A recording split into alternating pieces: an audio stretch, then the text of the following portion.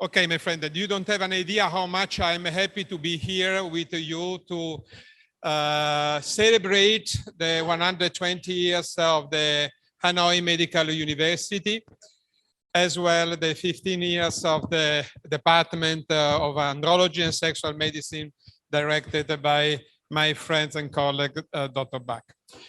The first talk I will deal with is about the universal definition of premature ejaculation. Why premature ejaculation is so important and so nice? First, because it is a matter of collaboration between the two universities, my University of Tor Vergata in Rome and the University of Hanoi, the Medical School of Hanoi. Those are my disclosures, and I really would like to thank Menarini for inviting me and to facilitate the collaboration between the two universities, as well the growth of science in andrology, in sexual health, as well in the particular field of premature ejaculation, so important. The aims of my lectures, of the first lecture, are those to go through the history of the definition, to talk about the new guidelines published by the Italian Society of Andrology and Sexual Medicine, which is most probably the most important scientific novelty. Also, I will deal with something a little bit complex, which is the presence of both erectile dysfunction and premature ejaculation in the same patient. So you have both condition. It's called the loss of control over erection and ejaculation. I will deal with a subclinical premature ejaculation. I will talk about some new psychometric instrument exploring the masturbation, because this is very important also for our patients who are single, not in couple, of course. I will tell you something absolutely new, which is the infertosex syndrome, which is the problems of sexuality in infertile patients, which is another issue very, very interesting, as well the use in non-heterosexual setting. But why premature ejaculation is so interesting, is so fascinating? I think that one reason, because it's a new field in andrology, is the most recent one, probably. However, it is also dramatically diffused, is very, very frequent. And there is another issue which is very interesting. It is the unique male sexual symptom, female-related. Female-related means that there is, it is in relation with the female pleasure, the female enjoyment, and the couple health. So it is very, very particular. And it is also particular the fact that definitely it is related, premature ejaculation, not to the quantity of sex like erectile dysfunction is, but to the quality of sex. And so that's the reason why it is relatively complex, and it is the reason why it is an unfinished business. We are growing in premature ejaculation field. We are defining more and more how it is, and there is definitely a high scientific demand for a really standardized, unanimously accepted, as well operational criteria. So we have a lot of things. So in this cartoon, you can see how is growing the production of articles in premature ejaculation. And there are some triggers of it, some issues which changed the science in premature ejaculation. And the first one, which is at the beginning of the increase of science in premature ejaculation, is the discovery of the first and unique oral treatment for premature ejaculation named daboxetine. So this is the very beginning of the science of premature ejaculation. Then the other increases are due to what? To the definitions. this is the aim of my talk, talking about the different definitions related to premature ejaculation. Each of them increased the production of articles, of scientific articles on premature ejaculation. So we can say that the real boosters, the real pushing of premature ejaculation science have been two. First, the discovery of the first efficacious oral treatment for premature ejaculation, daboxetine, and then the debate on premature ejaculation definitions. In this cartoon are compared the different definitions of premature ejaculation from the old one, 1943, which was the first attempt to define premature ejaculation, then Master Johnson, and then the DSM. DSM, you know, it is the manual of reference of the psychiatrist. In those different DSM editions, there are different definitions of premature ejaculation. Then this is another milestone, was the definition of the International Society of Sexual Medicine, and as well the international reference for diseases produced by the WHO. The points which are present here are basically the time, the issue of control, the distress produced in both the patient as well in the partner, and as well the trust, the number of trust. As you can see, there is a huge difference of the presence of these points in the different definitions. So which one is the unique, which is present in all the definitions from the beginning till now, is the control. So definitely the issue of controls appears as the major point regarding the definition of premature ejaculation. The others are considered important, not so much. For example, timing is not considered in main definitions. As well, the distress of the patient is something which is more recently considered into the definition, and basically the number of trust is really not frequently considered and or included, but mentioned in some definition, like that one of Master Johnson, the two Americans. So some years ago, we met in India, in Bangalore, in order to produce the first evidence-based definition of premature ejaculation produced by the International Society of Sexual Medicine. And our definition was premature ejaculation.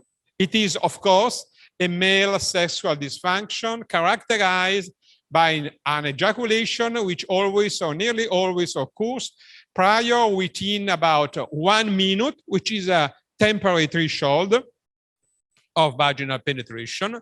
As well, second point, inability to delay ejaculation on all or nearly all vaginal penetrations, and negative personal consequences such as distress, bladder frustration, as well avoidance of sexual intimacy.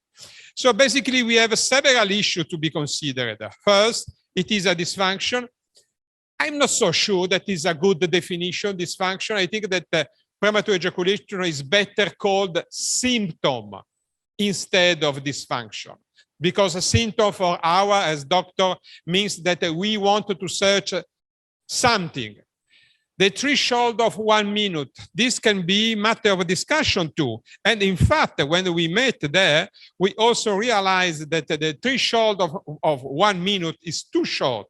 In many cases, if your patient is coming in your office telling that he is ejaculating in 2 minutes, and if you tell him that he is normal, he's healthy, the patient will change the doctor, because in the majority of the couples, 1-2 minutes is not enough to enjoy sexual intercourse. What is very important, once again, is the issue of control, the inability to delay ejaculation.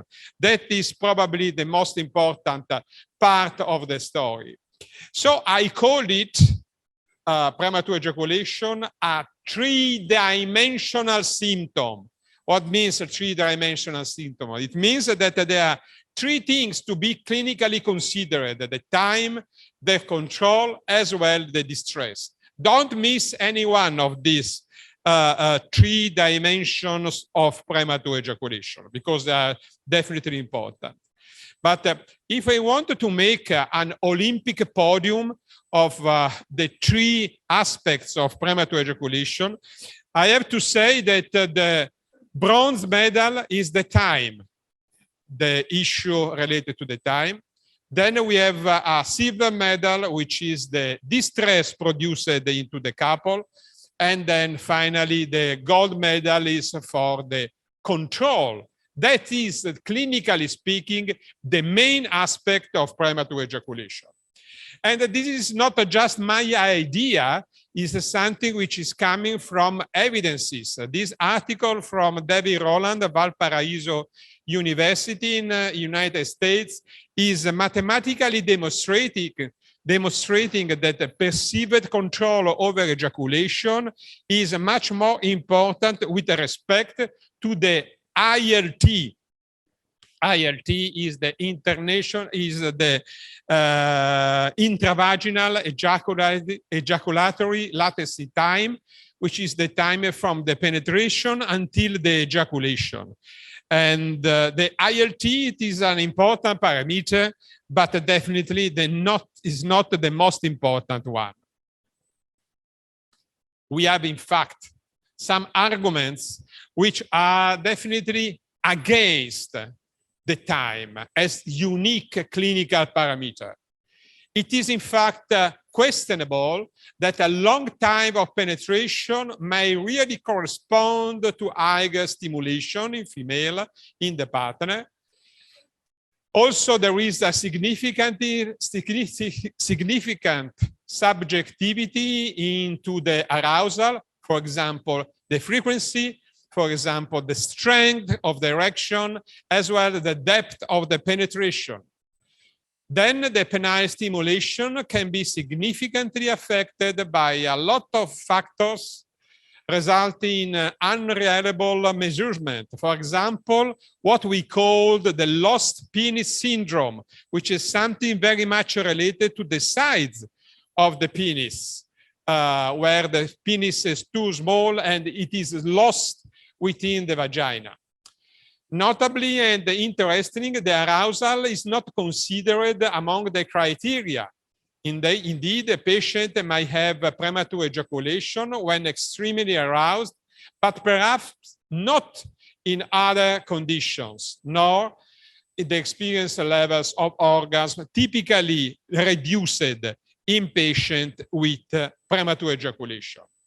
And I am very proud for this article. I had the pleasure and the honor to write it together with my friend, Dr. Bach, regarding this anthropometric aspect, where definitely we also demonstrated that the penile size is important, is an important parameter to be considered, as well important for the impact which can he have into the amount of the sexual stimulation. And we published it in a very reputed journal, which is Andrology. And this is the lost penis syndrome I was mentioning before.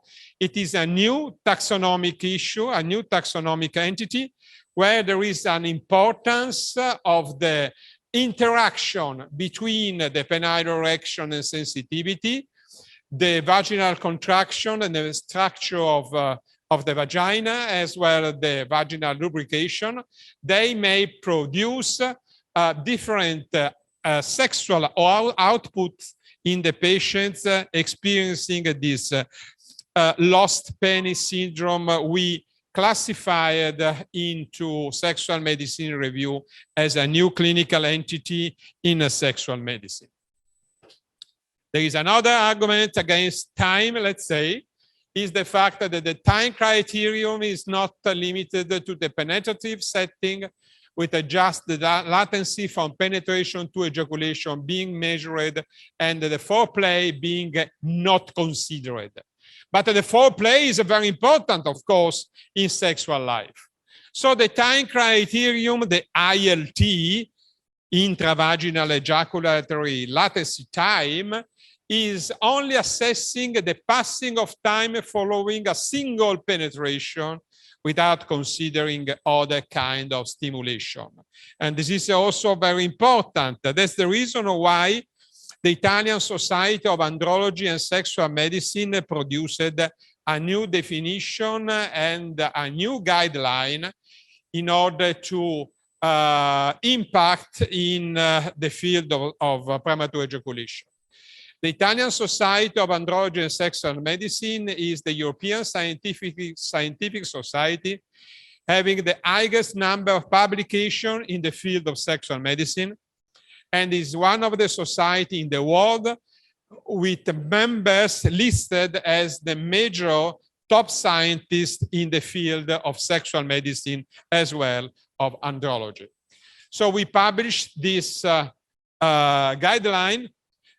You can scan here the picture in order to download this guideline on the management of premature ejaculation as a clinical guideline produced by CMS, by our society. And this is the numbers, the scientists who produced more in the field of premature ejaculation. So our first recommendation, with a very high level of evidence, those numbers are the percentage of the level of evidence we have for each recommendation. We recommend to use the definition of the International Society of Sexual Medicine I did show you before as the definition to be used into experimental and scientific purposes. What does it mean? It means that it is very good when you want to write a paper. It's very good when you want to explain scientifically something, but it's not so efficient, not so good for clinical purposes. In clinical life, in our daily clinical life, we need something else. We need other definition, a little bit more smart, more clever. So we also suggest to record the patient-reported outcomes, also called the PRS, as resulting from the psychometric test, the psychometry. And when possible, also to record, oh, pardon me, let me go back. Other kind of timing, like the patient-reported ILT, the stopwatch reported ILT with the stopwatch, the partner perceived ILT. So there are different times. One is obtained by the stopwatch. One is obtained asking to the patient how long lasts the penetration. The other one is obtained asking the partner how long it's lasting the penetration, but also during the masturbation or other kind of intercourse, like the oral as well as the anal intercourse, both during diagnosis as well during the therapeutical follow-up. This is my idea, the fact that you have to use the partner. You have to consider the partner. Yes, we are andrologists, but we are also experts in sexual medicine. What does it mean, sexual medicine? It means that we are dealing with the couple. We are dealing with the female partner also. And I'm always asking to the partner how it is the timing. And I call it the partner perceived ILT in order to assess the degree of the patient and partner, because the partner of the patient with premature ejaculation is a particular one, is a particular partner. In fact, she can have a huge distress. He can experience a frustration and anger, perceiving premature ejaculation as a selfishness, and also there is a breakdown in the couple, very important, very huge, which can produce also this suggestion from the Italian society, showing that we are absolutely against the use of non-evidence-based terms like innate, like constitutional, like genetics also, or penile hypersensitivity, because we do not have still enough evidences regarding this. And this is my article, again, Sexual Medicine Review, writing that the premature ejaculation genetic association for a holistic diagnosis may be challenging to obtain. We are very far from demonstrating scientifically that premature ejaculation is genetic in nature, and that's it. We are suggesting to evaluate thyroid. Thyroid gland is impacting both in the hyperfunction and hypofunction into the sexual function too. Is doing a lot of things, but particularly the sexual one. And in the case of premature ejaculation, we are suggesting to check TSH, thyroid stimulating hormones, in the patients with premature ejaculation where there are symptoms of possible thyroid hyperfunction, of possible hyperthyroidism. So the idea is not to check TSH in all the patients with premature ejaculation, but just in the patient with symptoms of hyperthyroidism. But we also suggest to treat hyperthyroidism when present in premature ejaculation before any other symptomatic treatment for it. And this is called endocrine risk factor. We were dealing in a Nature Review Urology, demonstrating that definitely thyroid hormones are important when they are too much to produce premature ejaculation, and when they are not enough to produce the vice versa, the delayed ejaculation. And this is the article we published. It is a multi-center study published in the major journal of endocrinology, Journal of Clinical Endocrinology and Metabolism, demonstrating that premature ejaculation is very high in patients with hyperthyroidism.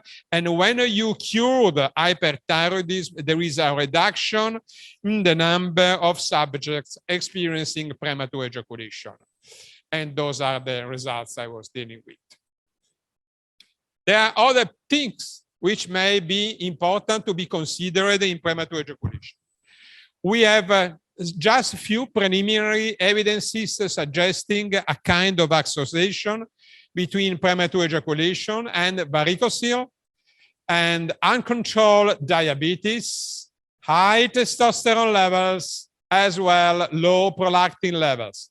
However, since we do not have enough evidences, scientific evidences so far, we do not recommend to consider diabetes, to consider varicocele, to consider high testosterone, as well low prolactin levels as an important issue into the definition and into the pathogenesis of premature ejaculation at the present time.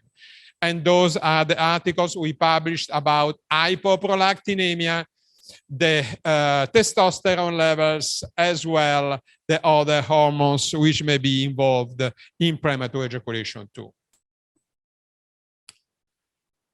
Another point, but this is very interesting and very important because it's your field. In the majority of the cases, you are urologists with urological experience.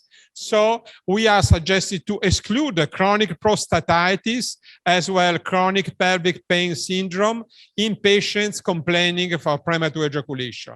And we also suggest to use antibiotics, specific antibiotics, in patients with premature ejaculation associated with bacterial prostatitis before treating with any symptomatic treatment for premature ejaculation too. And this is our first article published in Neurology many years ago, demonstrated the correlation between the prostate and premature ejaculation, which opened the new field of the infections and inflammation of the prostate related to the premature ejaculation too. And those are the articles demonstrating the relationship between prostatitis and premature ejaculation, a correlation between premature ejaculation and prostatitis, a number of articles published, as well as the efficacy of antibiotics in the treatment of premature ejaculation comorbid with prostatitis. Again, I'm very proud of being one of the authors of this article published here by Dr. Bach, investigating the microbial pathogenesis of sexually transmitted infection in heterosexual Vietnamese patient with symptomatic urethritis. And I hope that in the future, we may also correlate it with premature ejaculation too. We recommend to investigate the presence of other sexual comorbidities, in particular, and this is very tricky, in particular, erectile dysfunction in all the patients with premature ejaculation. We also recommend to treat erectile dysfunction before any attempt to treat premature ejaculation. This is really important. I think that one of the main reasons for the failure of the treatment for premature ejaculation is the fact that the doctor was not able to check the presence of erectile dysfunction and to treat erectile dysfunction before treating, or at least together, premature ejaculation. And this is what we called as a new taxonomic entity, LCEE, which means loss of control over erection and ejaculation. It means that a patient with PE, with premature ejaculation, what he's trying to do is trying to increase his ejaculation, to reduce his excitation and making him more prone to erectile dysfunction. While a patient with erectile dysfunction is attempting to reduce his excitation, making him more prone to premature ejaculation. So there is a vicious circle. And that vicious circle now has a name: loss of control on erection and on ejaculation. LCEE is a new interesting clinical evidence, and this is a meta-analysis we wrote in Italy regarding those aspects, demonstrating that the presence of premature ejaculation is associated with a significant increase in ED risk, while on the contrary, there is another data coming from the meta-analysis showing that the subjects with premature ejaculation may do have a very low International Index of Erectile Function, IIF, scores when compared to those with premature ejaculation too. So the LCEE is a new, interesting taxonomic entity. I hope to collaborate with the Hanoi University in order to demonstrate the prevalence of LCEE in the patients, in the Vietnamese patients, where there is this situation. The patient is attempting to reduce excitation coming from premature ejaculation and going to erectile dysfunction, while the patient with a lack of control over erection is attempting to increase arousal, being more prone to premature ejaculation. But there is something else to be considered. The fact that both premature ejaculation and erectile dysfunction may have a subclinical condition. This is absolutely new. the fact that we have to consider not just the patient coming into the clinical definitions, but also the patient with subclinical definition, subclinical condition, like subclinical premature ejaculation, as well subclinical erectile dysfunction. So we suggest to evaluate both clinically as well psychometrically the premature ejaculation related female sexual dysfunction. And this could be done using validated psychometric tools. This is one of them we published in the Journal of Urology, which is the demonstration that we may study the presence of female sexual dysfunction too into the partner of the patient having premature ejaculation. It is a new diagnostic tool. It's called female sexual distress test in order to evaluate the presence of sexual dysfunction in the female partner. In this special issue of the Journal of Sexual Medicine, together with several well-known scientists in the field of sexual medicine, urologists, andrologists, psychologists, and psychiatrists, we defined together with Professor Armand Post from Germany, from Hamburg, is now retired, this definition of the couple with premature ejaculation. We call it asynchronous couple. Asynchronous means a couple which is where the timing is wrong, where the timing of female pleasure is not coincident with the time of the male pleasure. But there is something new also. The fact that we are andrologists, so we are also dealing with a fertility issue. And my suggestion is now to investigate the sexual function as well as the psychological health in the male patient, in our case, in a male patient in infertile couples. And this is a new taxonomic entity that I would like to introduce you, to propose you, which is called inferto-sex syndrome. What is inferto-sex syndrome? It is a new taxonomic entity where there are both infertility and sexual problems together. And this is very interesting because into the infertile couple, there are factors coming from female, factors coming from male. They are producing emotional distress, discomfort, perceived lack of virility and anxiety, and producing both organic and non-organic, both erectile dysfunction, as well premature ejaculation. And this is also coupled with the psychological, emotional, and sexual disorder of the female. So the term inferto-sex syndrome means that you have to consider both fertility and sexuality together in our patients. So we recommend to use in premature ejaculation the patient-reported outcomes from the validated questionnaires, as well the patient ILT, the patient perceived timing, as well the partner perceived timing, as I said. But there is another dimension to be considered. You remember I said 3 dimensions: the time, the control, and the distress. But which is the reason we are making sex? One of the main important, the most important reason we are making sex is pleasure.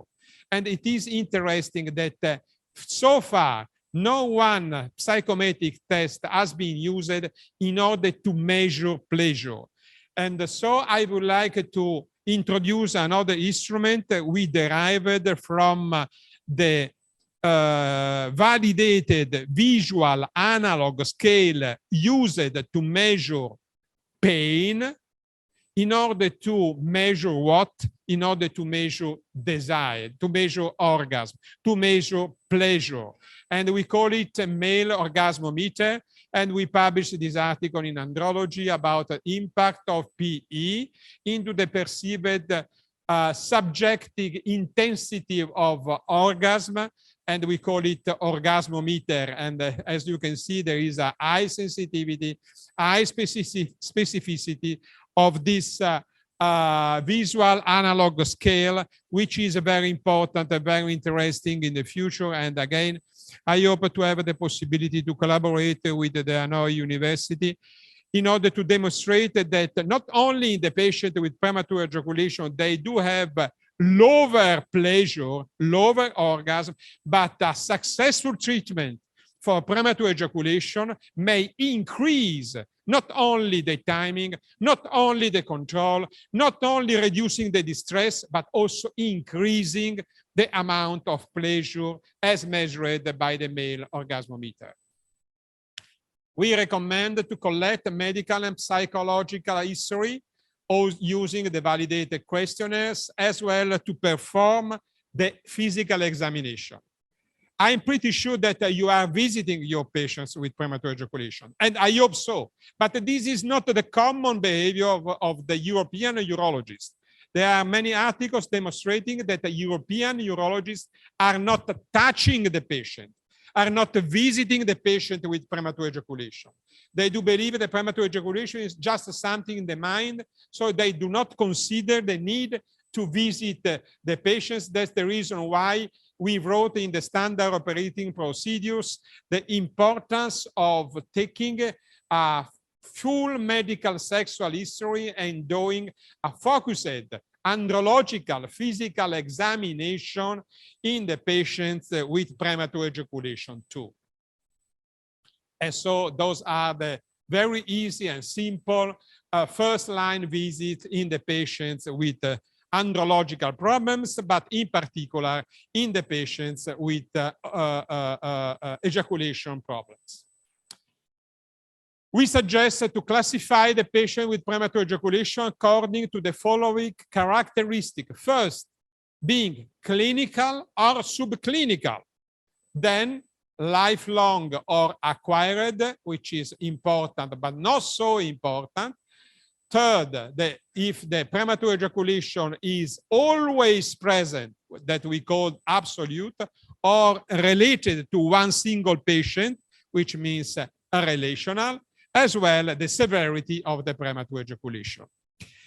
This article, which was very important because also in the cover of Nature Review Urology, we had the honor to be present, to be mentioned into the cover, is redefining this paradigm in sexual medicine, the subclinical premature ejaculation, where we are considering both the partner sexual health as well the patient sexual health, and the differences in the presence, in the absence of sexual dysfunction, or when the sexual dysfunction is under the clinical definition, subclinical, or where there is a clinical dysfunction present. And as you can see, the final clinical effect is completely different. And so those are the major criteria and the minor criteria which can be used in order to define and to recognize the subclinical premature ejaculation. Those are very, very important because you can scientifically define the presence of subclinical premature ejaculation too. So we, in the classification of the symptom of premature ejaculation in my very old taxonomy, I wrote 25 years ago, almost, in this very old article. Basically, we have to consider the causes, the time, the type, the comorbidities, and the onset. And the causes can be organic or non-organic. The time when the premature ejaculation occurs before the penetration, which is called in Latin ante portas, while it could be intramania during the penetration. The type when the problems can be absolute or relative, the presence of comorbidities like erectile dysfunction, I mentioned it before, and finally, not so important, the onset, the primary or acquired. So we recommend again to use the standardized, validated psychometric tools in order to assess the patient with premature ejaculation and of the bother related to premature ejaculation, both in the patient as well in the partner.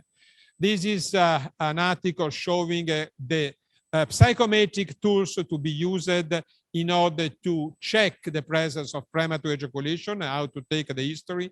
Most probably the more developed and more used tool is the premature ejaculation diagnostic tool. It's just 5 questions to be used in order to make the diagnosis. But there is another point very new, which is the fact that we are dealing not with just patients in couple, into being in couple, but also single patients, the patient that not in the couple, and we need instrument in order to check if there is the presence of premature ejaculation. So we call it masturbatory premature ejaculation diagnostic tool, which is an adaptation of the PADT, of the premature ejaculation diagnostic tool previously demonstrated. And this article I wrote with friends of the Sun Yat-sen University in Guangzhou in China. It is a masturbatory premature ejaculation diagnostic tool. It is an instrument to be used in single patient in order to explore the presence of premature ejaculation also during the masturbation. We suggest that in the real life, clinical practice, the same definition that we are going to produce, I will show you later, could be applied to other sexual stimuli like the masturbation, we call MELT, masturbation ejaculatory latency time, or oral stimulation, oral LT, or anal stimulation intercourse, as well. This is very important in non-heterosexual couples, in non-heterosexual patients, because we have also to deal with homosexuality and homosexual people. And this is the first time that the orientation, the sexual orientation, is considered into a scientific definition, because all the other definitions did not deal with homosexual people, but we think that it's very important to have also this definition be used in homosexual people. So I'm going to finish now my presentation to go towards a universal definition of premature ejaculation we recently wrote in the Journal of Sexual Medicine. It is coming from the Italian Society of Sexual Medicine and Andrology, where we define the premature ejaculation with 3 points, 3 main points. First, premature ejaculation is considered a persistent and recurrent subjective perception of loss of control. Very, very important. And over the mechanism of ejaculation in the presence, another very important point, which is not considered in the previous definition, in the presence of proper erotic stimuli.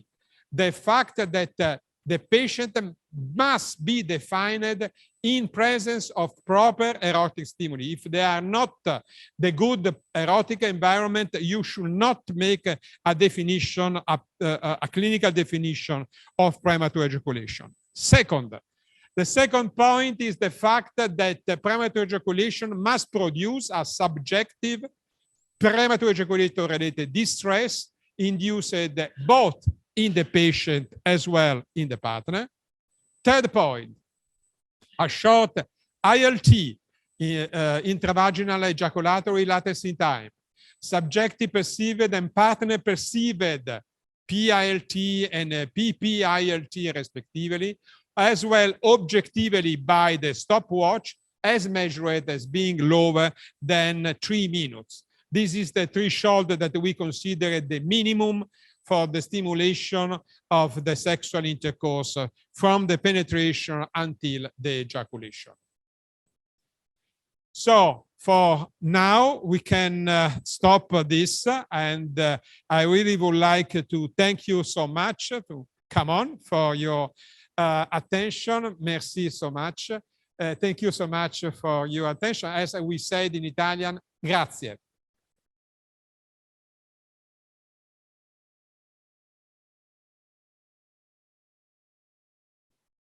Second part of the story. Now, after having the definition of premature ejaculation, having discussed about the several aspects of the clinical definition of premature ejaculation, of subclinical premature ejaculation, of the loss of control of erection and ejaculation, the LCEE. Now we have to deal with the possibility to treat, how to treat premature ejaculation, so the current solutions and the future possibilities. So in that case, our agenda is related, and the key points that I would like to stress with you is the fact that there is an increased number of studies aiming to understand the premature ejaculation better in order to improve the treatment's outcome, as well the issue of associations of treatments. We have a very preliminary results of trials with pharmacotherapies targeting other neurotransmitters such as adrenaline, oxytocin, which are being produced. There are non-pharmacological treatments such as surgical or neuromodulation, which may need additional clinical data. So because this lecture is also looking at the future. And most of the drug development research for premature ejaculation target are based on the main target, which is serotonin and the serotonergic system, as well the local anesthesia doing by anesthetic. The last point, but last but not least, is about the Duloxetine. The Duloxetine is definitely the most studied premature ejaculation treatment, and the guideline, and in particular the guideline of the Italian Society of Andrology and Sexual Medicine, are always suggesting to consider, are also advising to consider Duloxetine as the gold therapeutic standard for the treatment of premature ejaculation. I do think that the treatment of premature ejaculation is the triumph of the andrologist. Nothing is more important for the andrologist because, as I said in my previous lecture, it is completely based on the quality and not on the quantity of sex. ED, erectile dysfunction, is about the quantity, but not premature ejaculation. And being based on the quality of sex, it requires particular, peculiar andrological skills. That's the reason why it is a triumph. It is a triumph because it's the unique male sexual symptom partner related. So it needs to be considered in the light of what I mentioned with Professor Post, asynchronous couple. It is a triumph for the andrologist because the cultural attitudes are very important for both the patient as well the doctor, and are influencing dramatically the therapeutical output. And it is a triumph of the andrologist because so far the premature ejaculation has been wrongly considered psychological or genetics, but the real task I wanted to convince you for treating patients with premature ejaculation is that we do need a very open-minded, holistic approach in order to succeed in the treatment of premature ejaculation. Premature ejaculation is a multifaceted symptom. It is a multifaceted symptom. It means that the therapy of premature ejaculation do need a multifaceted approach. So we can say that the aims of any treatment for premature ejaculation is in 5 points. First, to increase the feeling of control in the patient. Second, to increase the self-esteem and confidence in sexuality of that patient. Third, to decrease the distress in the couple. Four, to increase the time, the ejaculatory latency time during masturbation, during the sexual intercourse, during oral stimulation and anal stimulation. And finally, last but not least, to produce a positive memory in the patient successfully treatment. Another very important point, all available therapies for lifelong premature ejaculation are symptomatic.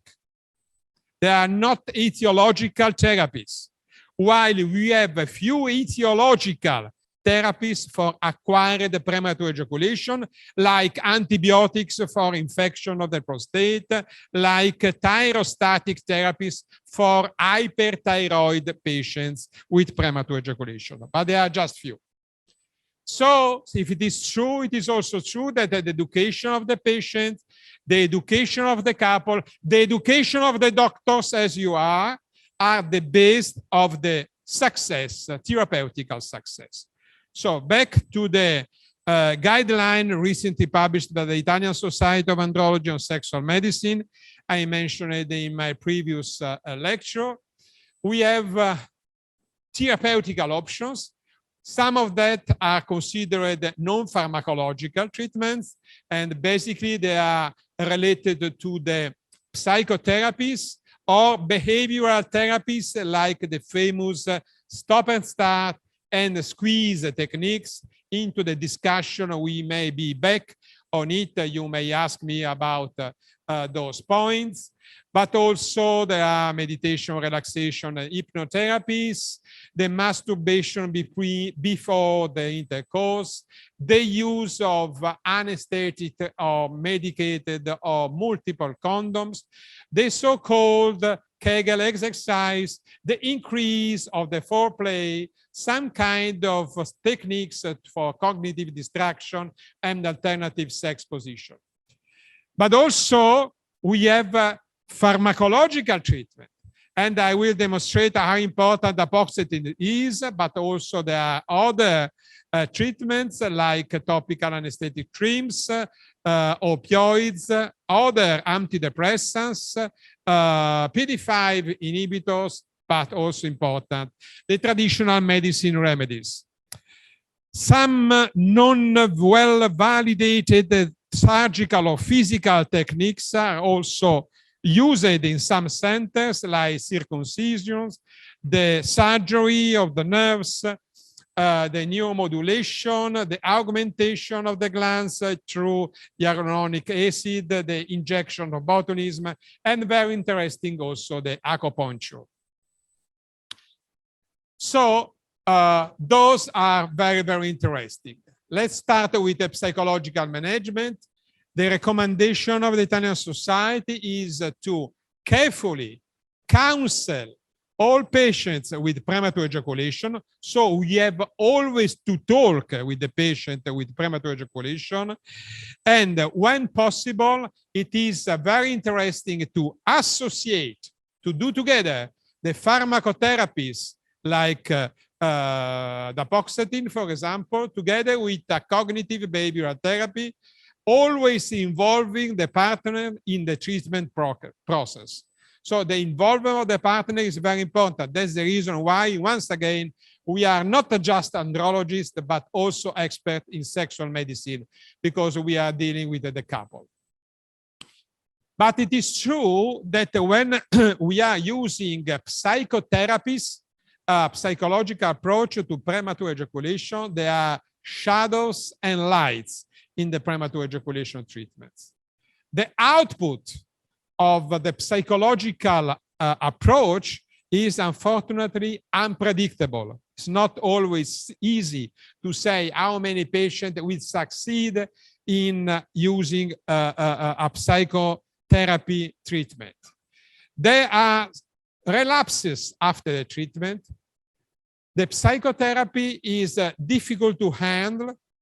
is very expensive, as well it is time consuming. So I think that it's very important to use it, but there are several shadows to be considered. And there are also something else, the resistance of the patient with premature ejaculation to the psychotherapy. Some are related to the patient itself, like the mistrust in the therapist and in the therapy, and the mistrust in the possibility of the patient itself. But also there is a partner resistance, the sex can be judged too mechanical, the feeling to be used, as well the stay on the symptom, which could be present in this kind of patients. But which is our aim? What we want to do in a patient with premature ejaculation treated into a holistic way. Basically, this is the situation, the psychological situation in the patient with a loss of control over ejaculation for both physical and psychological reasons.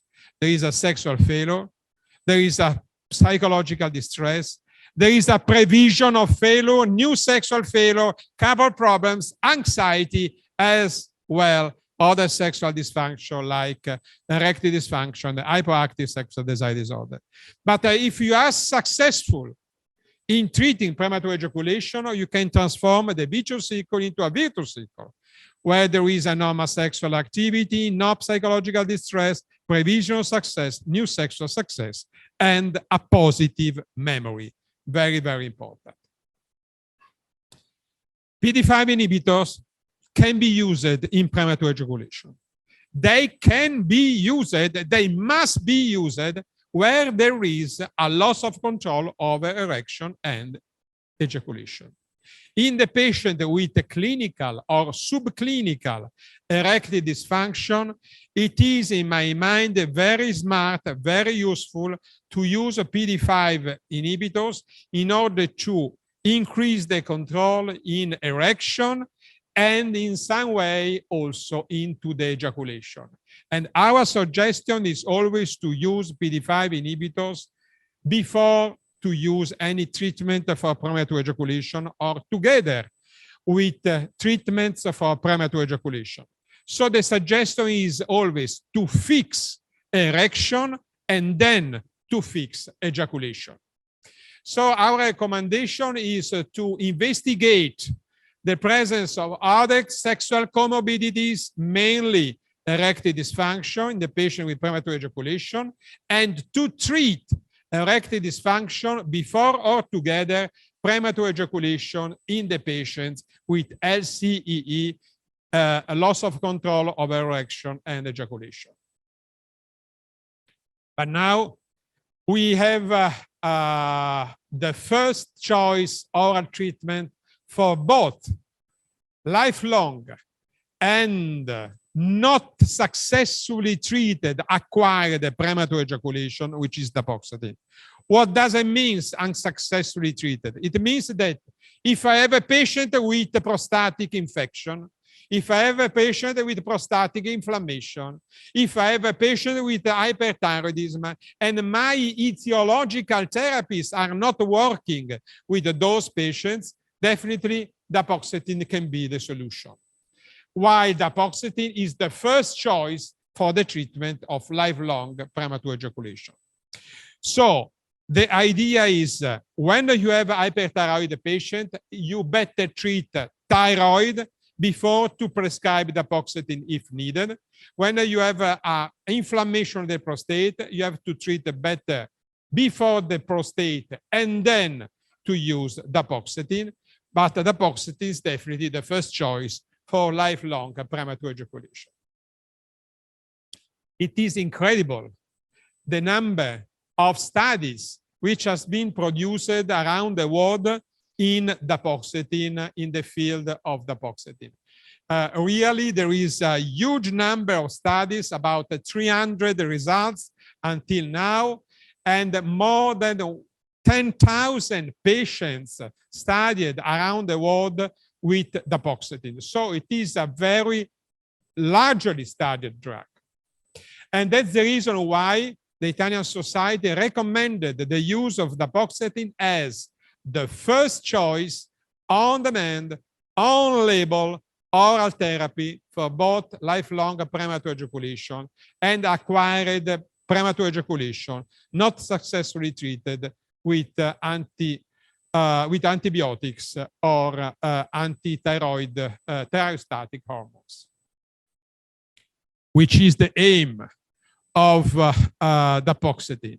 Basically, we can say that the patient with premature ejaculation, they may have a low central serotoninergic activity. Dapagliflozin is a serotoninergic, producing a low feeling of control, which is producing premature ejaculation. But it's better to say that in the patients with premature ejaculation, there is an high need of serotonin, which is producing a low feeling of control and premature ejaculation. And this is a very large study I was collaborating with in China, demonstrating that in about 1,200 patients, the on-demand dapagliflozin was demonstrated to being a very safe and very effective symptomatic treatment in the patients with premature ejaculation. It is also interesting to say that the patient with a lifelong premature ejaculation with at least a bachelor degree and self-reported ILT of about 1 minute and normal erection, normal international index of erectile function score, were independent factors associated with the dapagliflozin efficacy. I said that the cultural aspects are very important and the education of the patient is very important. So this study is really addressing this very interesting point too. This is the pharmacokinetic of dapagliflozin. The pharmacokinetic of dapagliflozin is very important. This is a single and multiple dose concentration of dapagliflozin 30 milligrams. As you can see, it reached the Tmax, the maximal dose in the blood very fast. Much more faster with respect to other SSRIs. Dapagliflozin is indeed an SSRI, a selective inhibitor of the reuptake of serotonin. It means that it increased the amount of the serotonin into the synaptic cleft, but with a profile which is very interesting because it's very short. What does it mean with respect to paroxetine, sertraline, and fluoxetine, the most popular SSRI? The absence of side effects. There is not accumulation which is due to the long half-life of the other drugs. The other SSRIs are having a very long half-life, a very long pharmacokinetic profile, which means side effects, accumulation of the drug in the blood, while the dapagliflozin is immediately destroyed. It is immediately disappearing from the blood, so it is acting only where is needed for the sexual intercourse. So the dapagliflozin is not accumulating with multiple doses, so it is the perfect treatment for on-demand treatment. And that's the reason why the dapagliflozin cannot be classified as an antidepressant, even if it is belonging from the SSRIs from the antidepressant. So is not impacting into the mood of the patients. Is working very well, irrespectively of the age, so it is acting in both young and old people. And also, the dapagliflozin is not really impacted by high-fat meal. And furthermore, in this huge treatment from François Julianot and Jacques Bouvard, two friends from France, where there is a very huge amount of patients studied, there is the demonstration of the high efficacy in this randomized, double-blind, placebo-controlled phase 3 trial done in 22 countries. But also there is a meta-analysis, very interesting, demonstrating which is the efficacy as well the safety. And now we are dealing in this 11 randomized clinical trials into a very large number of cases, demonstrating the forest plot of the placebo control over ejaculation, demonstrating that definitely the dapagliflozin 30 or 60 milligrams is working very well into the meta-analysis, but also the forest plot of the patient-reported global impression of change demonstrating that dapagliflozin 30 and 60 milligrams are working very well, very in the favor of control, as well the forest plot of the timing of the ILT is also demonstrating the action of dapagliflozin, very strong, very clear from the meta-analysis in several studies. And finally, the side effects of dapagliflozin are demonstrating that 30 milligrams is have good safety profile, which is, of course, a little bit increased in the patient treated with the dose of 60 milligrams. So the recommendation, the treatment recommendation from our guideline is to have a psychosexological consultation for the patient with premature ejaculation with a pharmacological as well CTB, cognitive behavioral therapies when possible, also involving the partner. The dapagliflozin is recommended as the first-line treatment for both acquired and lifelong premature ejaculation. Dapagliflozin is used 1 to 3 hours before the intercourse, and we also suggest to start with 30 milligrams and to titrate to 60 milligrams just after 6 to 8 unsuccessful attempts. As well, we recommend the use of local anesthetic spray only for the lifelong premature ejaculation, because this treatment is not approved in Italy with other kind of treatment.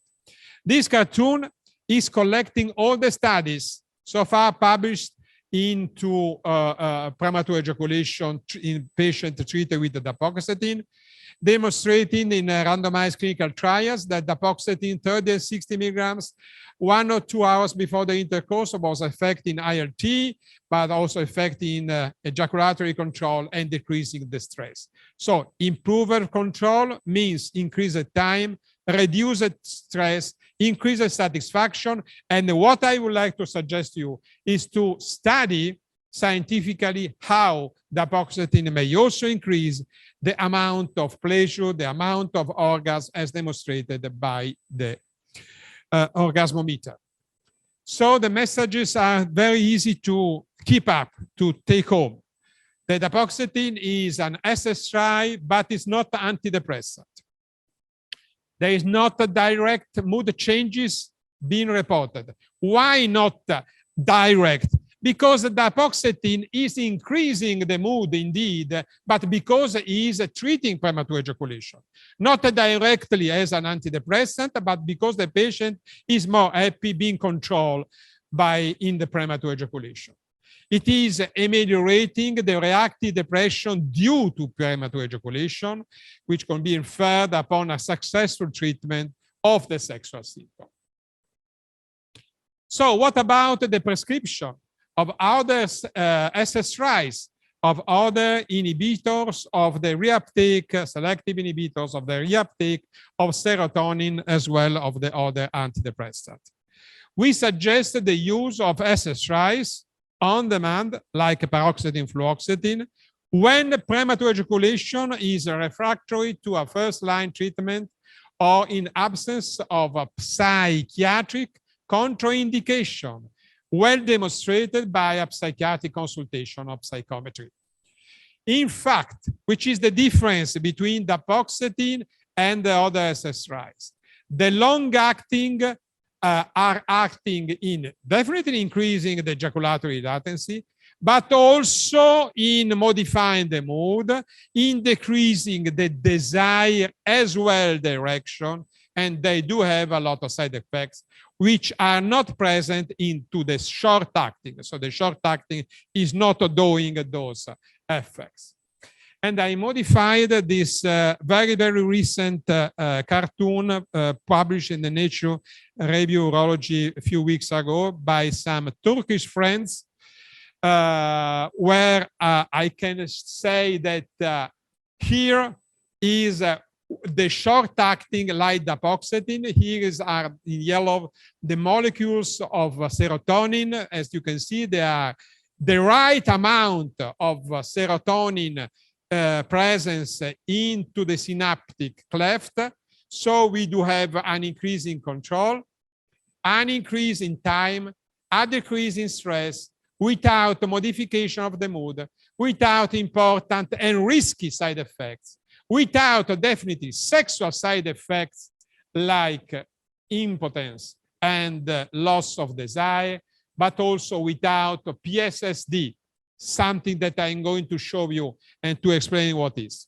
On the contrary, when you are using SSRIs, so a lot of serotonin into a chronic presence of serotonin into the synaptic cleft, there is definitely increase of control, decrease of ILT, decrease of stress, but also mood modification, a lot of risky side effects, a lot of sexual side effects, and particularly the PSSD syndrome, very severe in a young patient. So now we have to understand what the PSSD is.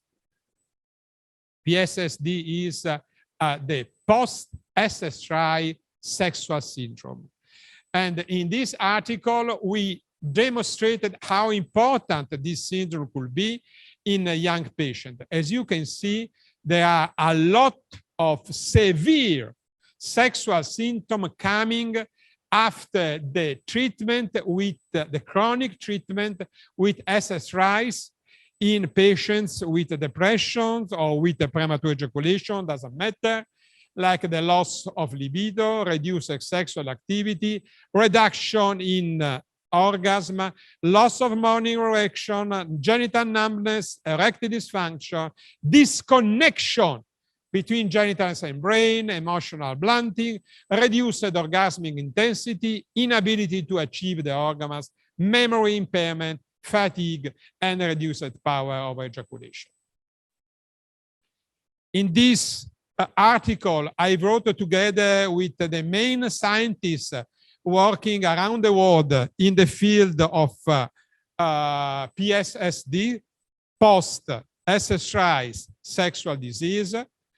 We said that PSSD is a common syndrome which is happening after any kind of SSRI, but not dapoxetine because of the half-life, which appears as independent of any pre-existing or reactive mental health problem, and the impact on general and sexual health could be a real tragedy, a real big problems.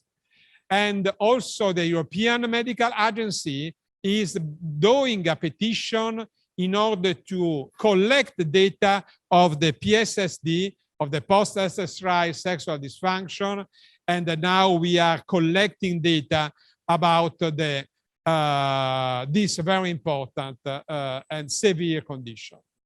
And in this book, I wrote for the psychiatry, the sexual dysfunction in mentally ill patients. We said that antidepressants are drugs not easy to handle, and that's the reason why also there is another issue to be considered, which is the risk of suicide in patients not well diagnosed for depressions, treated with SSRIs for premature ejaculation, and that risk is completely absent in patients treated with dapoxetine. So it occurs only in the patients treated with long-lasting SSRIs like fluoxetine, like paroxetine, and as well other antidepressants. And this cartoon is showing the mechanism of action and how could be treated. So the final argument against the use of SSRIs is that depression and anxiety are present in premature ejaculation, for sure, but they are not just present in premature ejaculation because they are also present in erectile dysfunction. But no one of you, my friends, is using antidepressant in patients with erectile dysfunction. Why you want to use it in patients with premature ejaculation? So let me go back. And finally, there are sexual side effects of SSRIs, which are very much discouraging for the use of premature ejaculation comorbid with other sexual dysfunction. And consider when you are using antidepressants, SSRIs, off-label for depression, there is no problem. But when you are using for premature ejaculation, there is no indication of premature ejaculation. The studies are very few. The tolerability and safety concerns are important, and there is a need for informed consent, which is absolutely not needed for the dapagliflozin treatment, which is approved and indicated. It is evidence-based, it's high tolerability, excellent safety, and studied in a lot of patients.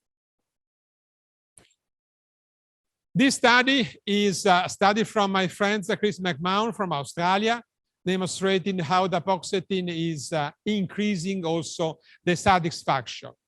The fact that there is an absence of sexual side effects, the fact that there is an absence of changes in mood is demonstrating that the dapagliflozin is not an antidepressant and suggests the use of patients with comorbid ED treated for their erection too. The Italian Society is recommending not prescribing off-label antidepressants without a full and careful screening for depression, for the risk of suicide before to use those drugs in the patients with premature ejaculation.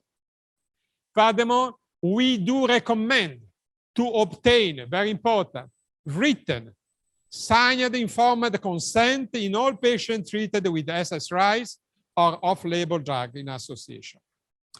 We have in Italy also other drugs which are on-label, like a topical anesthetic, locally used, or off-label, like tramadol.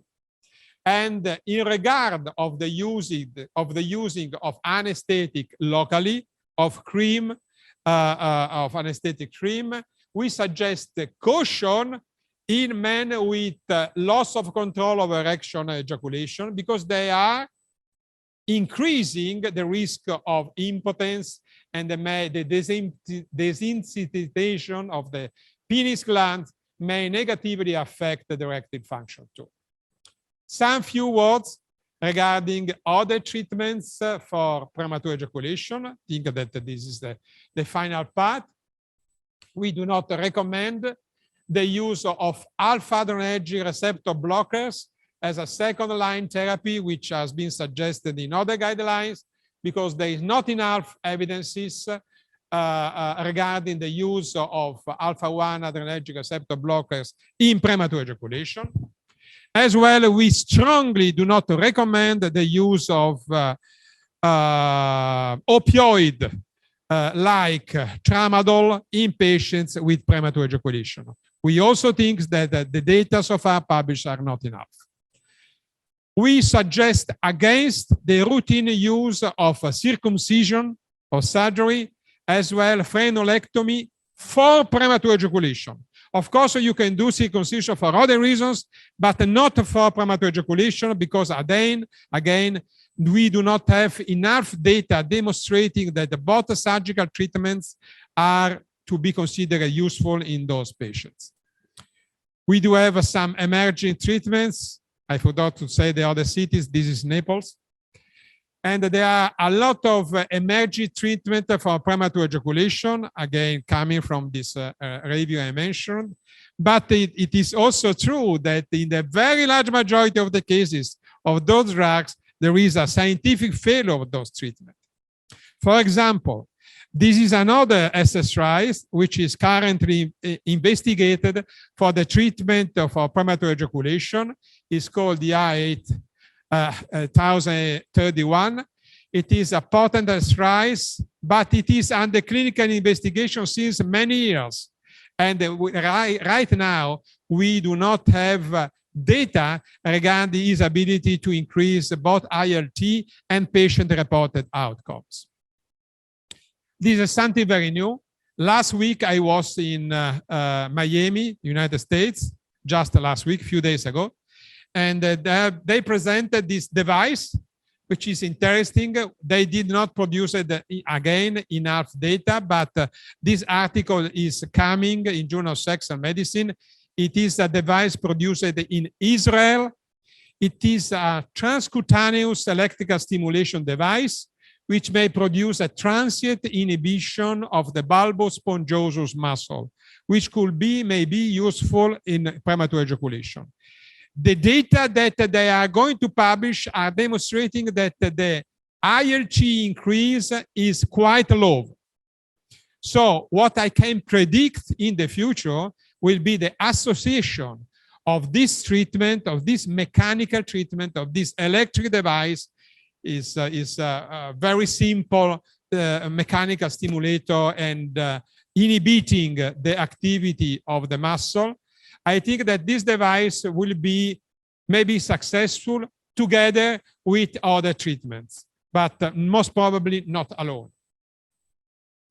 So the small effect is suggesting the use it in subclinical premature ejaculation, as well in association of effective drugs like dapoxetine. We will see in the future. In this article, I wrote quite recently in this new journal, I'm also dealing with something else about the possibility to put together traditional medicine remedies for premature ejaculation with Western treatment like dapoxetine, pharmacotherapy, psychological therapy, and behavioral therapy. And they call the union of those the holistic approach system sexology. The system sexology is taking together the randomized clinical control trial, the standardized protocol, the evidence-based medicine, together with the lecture, the lesson from the traditional medicine, which is the individualization of the therapies, the patient-therapist interaction, very important, as well the holistic approach. And we call it system sexology, the ability to deal with both things. And for example, this article is showing the fact that using quite a popular in China TCM remedy, which is a Qinshao formula, together with the dapoxetine is increasing definitely the combination of the two approaches is increasing the effectiveness of dapoxetine too. Finally, I was the first, I think, in Western countries dealing, I'm not expert in traditional medicine, as well I'm not expert in acupuncture. However, I think that acupuncture is opening new avenues of research about the possibility that acupuncture can be a valid co-treatment for premature ejaculation as well for other things. We recently wrote, and this is just the first time that I'm showing, some data regarding a meta-analysis about the acupuncture for premature ejaculation. And this is definitely the forest plot comparing the acupuncture versus SSRIs is not so strong, the effectiveness of acupuncture, but when you are comparing acupuncture together with other treatments, you can see that there is an increase of the effectiveness of both acupuncture and the other Western treatment. So demonstrating that using together different approaches is improving the effectiveness.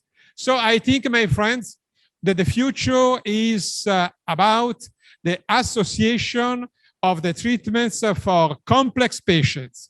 And in fact, the recommendation of the Italian Society was to combine dapoxetine with a PD5 in order to improve ejaculatory control in patients with both loss of erection of ejaculation.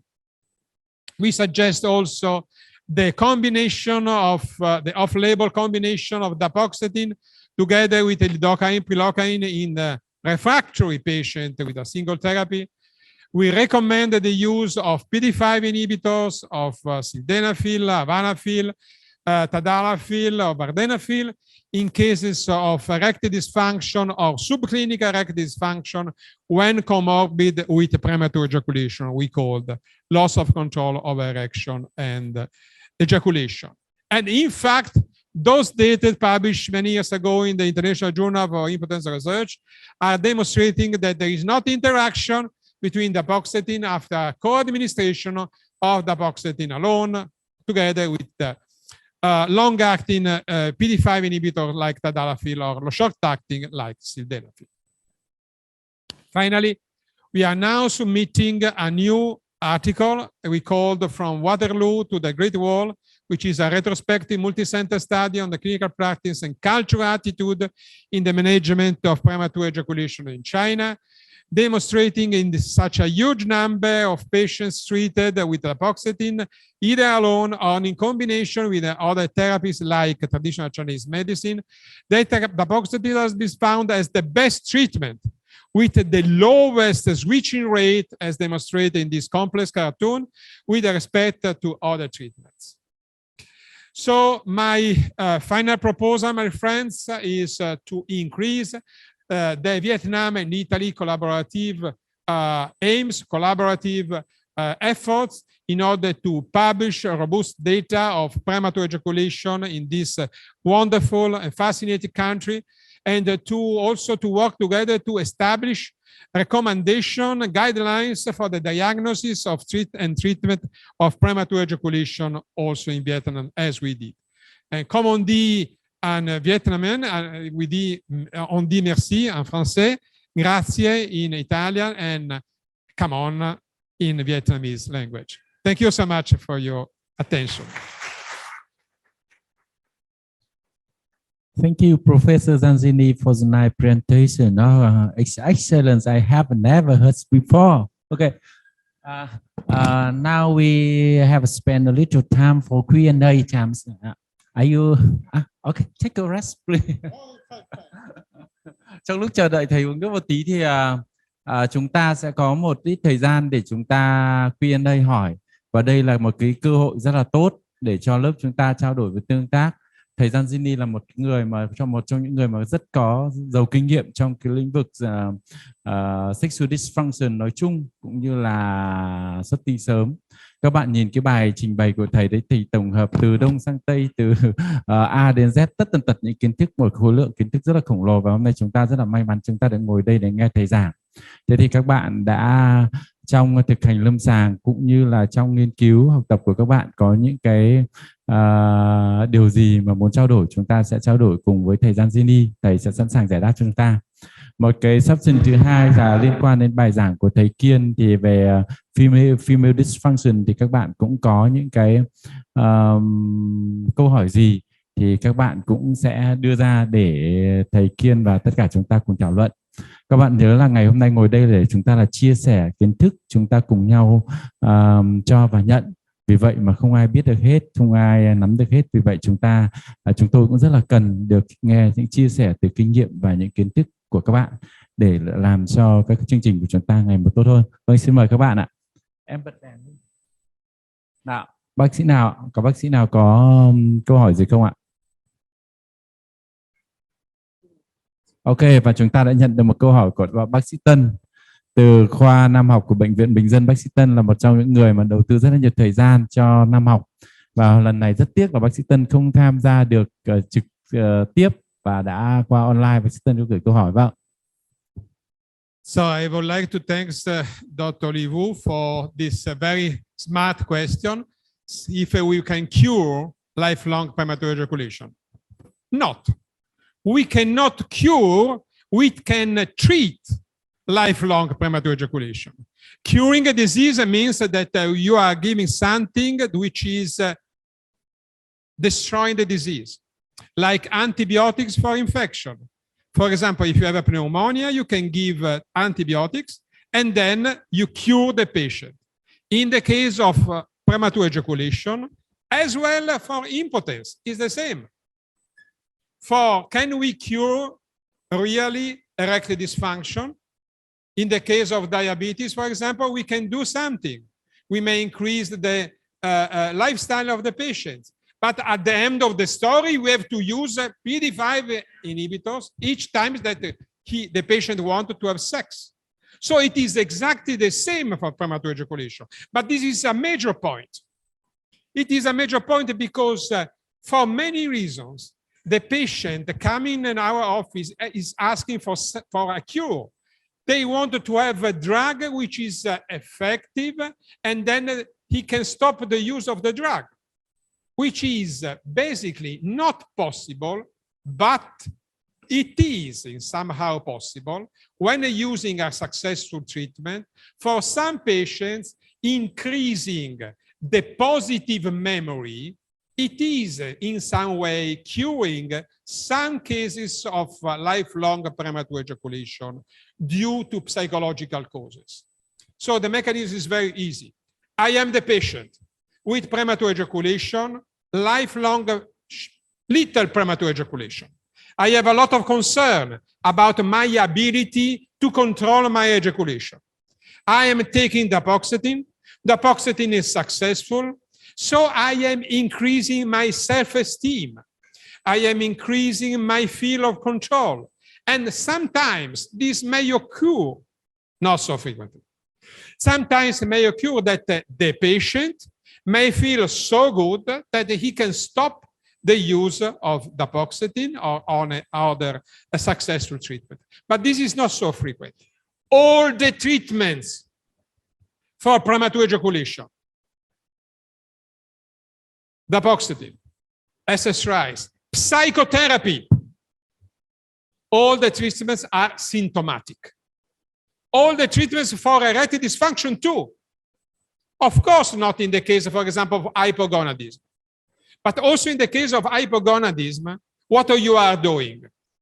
You are giving testosterone. How long? For all the life. You are not stopping testosterone. So it is exactly the same for erectile dysfunction, for hypogonadism, for premature ejaculation. The point is that a mistake in the communication between the doctor and the patient can harm the success of the therapy, can produce a problem. You have to be clear in the communication. Okay, you have this symptom, and I give you a symptomatic treatment, which is addressing exactly the symptom. Exactly in the same way you are prescribing PD5 inhibitors. There is no difference. I cannot understand why we are doing so many mistakes with the patients who want to have a treatment which is solving and curing definitely the premature ejaculation. In the majority of the cases, it's impossible. It is possible for acquired premature ejaculation, where there is hyperthyroidism, where there is prostatitis. In that case, you are curing. But in other cases, consider premature ejaculation a symptom, and all the treatments symptomatic in nature. It means that you have to use as long as you want to succeed in that treatment. And only rarely, not so frequently, you can increase the positive memory and the patient can stop the treatment. Thank you, Professor. Vâng. Hy vọng là câu trả lời của thầy thì đã làm cho bác sĩ Tân hài lòng. Và chúng ta biết rằng là như cái bài trình bày của thầy ngay từ đầu tiên đấy, riêng về cái định nghĩa của xuất tinh sớm đã có rất là nhiều định nghĩa rồi. Điều đấy cho thấy rằng cái vấn đề xuất tinh sớm là một cái vấn đề mà rất là phức tạp. Chúng ta đang phải đối mặt với vấn đề mà chúng ta không biết nguyên nhân là gì, không biết cơ chế bệnh sinh ra sao. Vì vậy mà cái việc mà điều trị nó thì chúng ta cũng chỉ là đi vào điều trị triệu chứng, giống như tăng huyết áp, giống như tiểu đường. Và điều này đặt ra chúng ta một câu hỏi, một nhiệm vụ tới trong tương lai là tiếp tục phải nghiên cứu. Biết đâu sang năm nữa thầy Gianzini lại đứng đây trình bày với chúng ta một cái nghiên cứu mới, một cái thuốc mới về cái cơ chế bệnh sinh có thể tác dụng nó tốt hơn. và điều đấy là sự phát triển của khoa học và chúng ta mong đợi ngày. Và kinh nghiệm thì tôi nghĩ rằng là có lẽ rằng chúng ta sẽ phát triển theo cái hướng điều trị phối hợp giữa dapoxetin với lại những thuốc có thể ức chế PE5 là một lựa chọn, có thể là đi vào y học cổ truyền của chúng ta là một trong thế mạnh rất là tốt ở Việt Nam. Châm cứu hoặc uống thuốc, tôi nghĩ rằng là về cái thế mạnh y học cổ truyền thì của chúng ta cũng không kém gì Trung Quốc cả. Cho nên hy vọng trong tương lai là chúng ta sẽ có những cái nghiên cứu đấy sẽ giúp cho cái việc mà, tất nhiên là tôi không kỳ vọng rằng y học cổ truyền có thể giúp để điều trị triệt để xuất tinh sớm, nhưng nó sẽ phối hợp vào làm cho cái thời gian mà chúng ta phải dùng thuốc nó phải giảm đi, thì hy vọng và nó duy trì được. Tại vì trên thực tế thì chúng ta đã dùng điều trị có những bệnh nhân mà chúng ta dùng 6 tháng, 9 tháng xong họ có thể ngừng thuốc được, với cái lòng tự tin họ đã được nâng lên và họ có thể duy trì được một thời gian rất dài.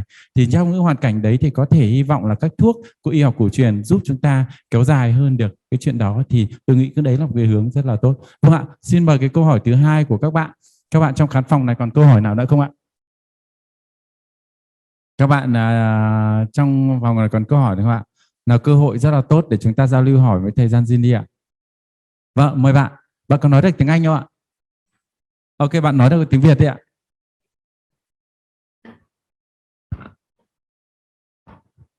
Dạ, em xin giới thiệu, em là bác sĩ Tùng ở bệnh viện 115 Nghệ An ạ. Em thì cũng mới đi học về cái lĩnh vực này cho nên em cũng có nhiều kinh nghiệm.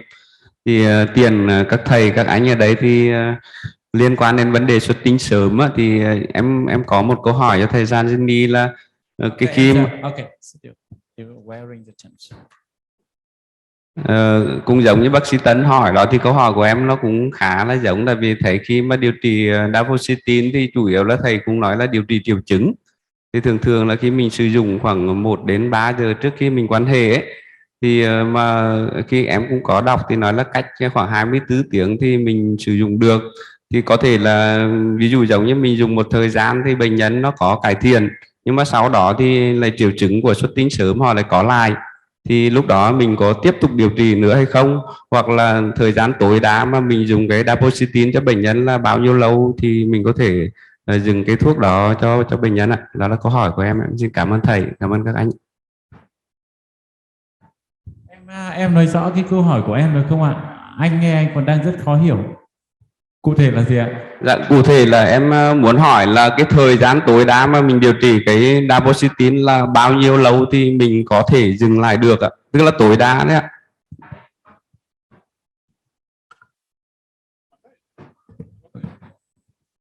The question is how long we should.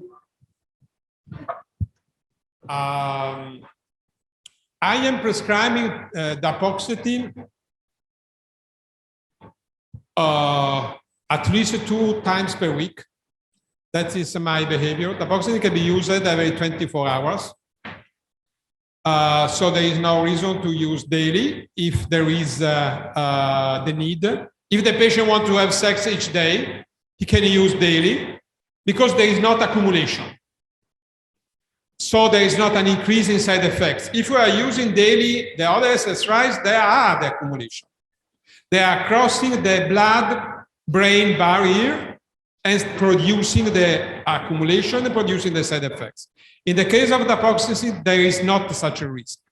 So my suggestion is to think on dapoxetin exactly in the same way that you are thinking about Viagra or sildenafil or this kind of drug. How frequently you are prescribing Viagra? If the patient wants to have sex each day, the impotent patient, he is taking Viagra each day. If you are prescribing tadalafil, it can be longer because this is long-lasting, so you can prescribe it 3 times per week, 2-3 times per week, or 5 milligrams daily. But so the way of reasoning is exactly that one. The question is very smart. So, of course, there is a relapse of premature ejaculation after the treatment. But it is the same with the psychotherapy. Exactly the same. We have evidences that doing successful psychotherapy is producing, after stopping the psychotherapy, is producing again premature ejaculation. Exactly as using sildenafil is producing again, when stopping sildenafil, there is erectile dysfunction too. So it is exactly the same. The same logic that you are using with other sexual dysfunction, you should use with premature ejaculation. Very good question.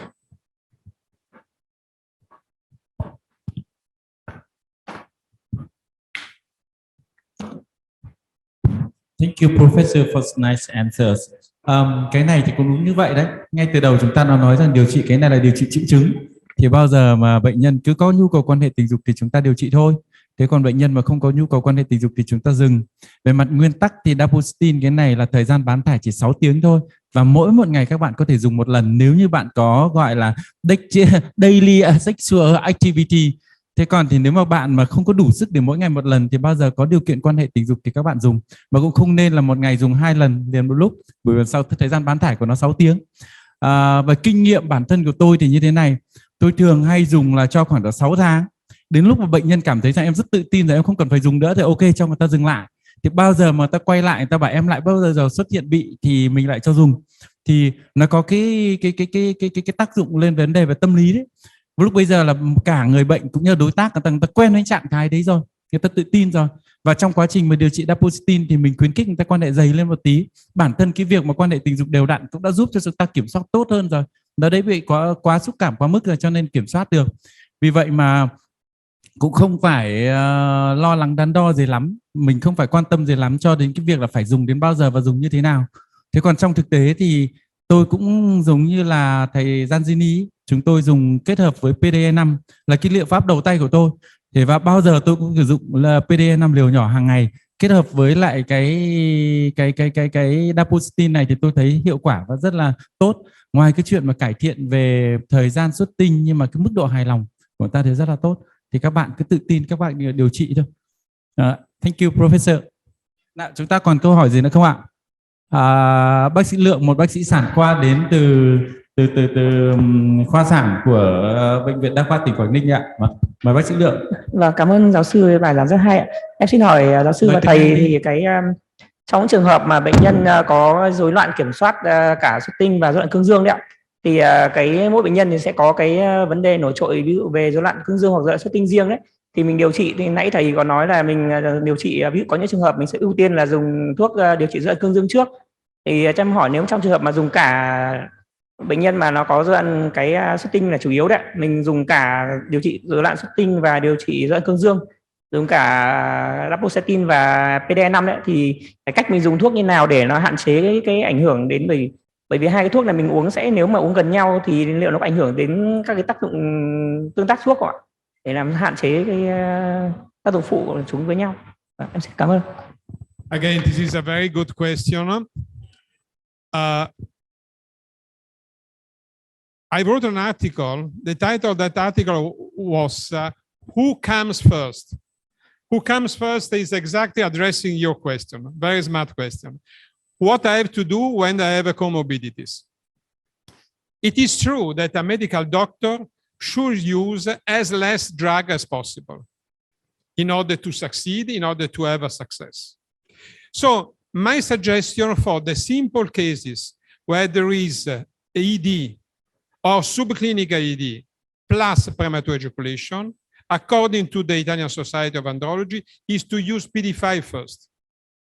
This is a common suggestion, I think very smart, because in some patients, there is also an increase in control in the ejaculation just using PD5. There are not so many. But there is that possibility. As Dr. Bach said also, we are also using together in more severe cases, starting with PD5, maybe long-acting, short doses like tadalafil, 5 milligrams, together with dapoxetin. So my very simple suggestion is this one. Try with the PD5 inhibitors at the beginning in simple patients where the major point is erectile dysfunction.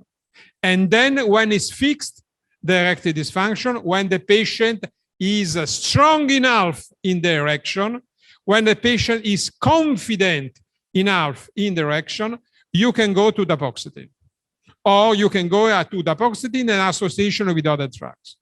In the patient where is the more severe combination of erectile dysfunction and dapoxetin, you may start from the beginning using both. And in that case, you may subtract one of the two drugs after 3 months of treatments in order to see if something is changed and in order to understand who is coming first, who is the hen or the egg. It means who is the premature ejaculation is related to erectile dysfunction or weakness in the erection is related to premature ejaculation. You can know it using both drugs. So this is our suggestion. Try to fix erection before, but when you have complex patients, you can, this is a suggestion of the Italian Society, you can associate PD5 inhibitors together with apoxetine, which are working very well.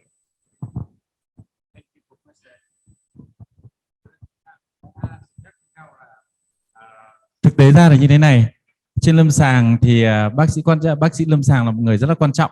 Chúng ta sẽ phân biệt được xem là cái xuất tinh sớm này là thứ phát sau cái rối loạn cương dương hay là cái xuất tinh sớm này là một cái tình trạng đồng mắc với lại tình trạng rối loạn cương dương hay là cái xuất tinh sớm này là một xuất tinh sớm nguyên phát. Thế thì và tùy từng tình huống để chúng ta có thể lựa chọn, có thể ưu tiên tùy từng trường hợp, có thể chúng ta ưu tiên là một là dùng PDE5 ức chế PDE5 trước hoặc là có thể dùng phối hợp. Đấy. Thế tuy nhiên thì chúng ta thấy rằng là dù có dùng trước hay dùng sau, cái việc mà phối hợp giữa cái dapoxetine với lại cái thuốc ức chế PD5 thì nó không làm thay đổi lại cái nồng độ của thuốc. Các bạn nhìn cái slide gần cuối cùng mà thầy Zanzini có trình bày ấy, khi mà phối hợp tadalafil và dapoxetine ấy, thì nó không ảnh hưởng gì đến cái dược đậu hỏng của thuốc cả, nó không ảnh hưởng thuốc. Về mặt nguyên tắc thì nói tóm lại là hai thuốc đấy chúng ta có thể phối hợp đồng thời với nhau trong cái chuyện điều trị. Vì vậy mà một cái thuốc mà nó không có tương kỵ gì với nhau cả thì quyền phối hợp khi nào là do kinh nghiệm lâm sàng của từng thầy thuốc để chúng ta làm. Và tôi nghĩ rằng là dần dần khi mà các bạn điều trị nhiều, các bạn sẽ có cái kinh nghiệm rất là hay. Thì có mỗi một ca nó có một đặc điểm riêng, mỗi một ca có một đặc điểm riêng. Và quan trọng nhất là chúng ta vẫn dành một cái thời gian tư vấn tốt cho người ta. Thuốc là một phần thôi. Và cái câu hỏi mà bệnh nhân luôn luôn đặt ra cho các bạn rằng là em dùng thuốc này đến bao giờ? Thì cái việc đầu tiên là các bạn phải làm cho bệnh nhân hiểu rằng là cái này là điều trị triệu chứng, em cứ dùng đi, bao giờ em chán không muốn dùng thì thôi. Các anh sẽ có nhiệm vụ theo dõi tác dụng phụ của thuốc cho em, theo dõi tính an toàn cho em, còn bao giờ em không muốn dùng thì thôi. Thì chỉ một thời gian thôi là bệnh nhân đã cảm thấy ổn rồi là người ta sẽ không cần dùng nữa đâu. Xong bao giờ mà lại quay lại cái tình trạng mà nó không thể chịu đựng lại được nữa thì người ta lại quay lại dùng. Đấy thì quan trọng là như thế. Vâng, cảm ơn các bạn ạ. Và chúng ta còn những câu hỏi nào muốn hỏi với thầy Zanzini hoặc thầy Kiên không ạ? Vâng, hội trường có vẻ đang nóng lên rồi. I think the atmosphere of hosting is okay. Good morning, Professor. My name is Dr. Huang, and I'm from Hanoi Obstetrics and Gynecology Hospital. And I have a question for you that what is your opinion about circumcision and dorsal neurectomy in treating premature ejaculation? Thank you. Yeah, the problem is, as I said, regarding the evidences. The idea that circumcision may really impact on the control of ejaculation is denied by the fact that into the population where the circumcision is very frequent, like Americans, for example, who are more or less all circumcised. I don't know if you know that Americans are of my age are all circumcised. Now we are changing a little bit, but the circumcision was not for Jewish, not for Muslim only, but for all the Americans.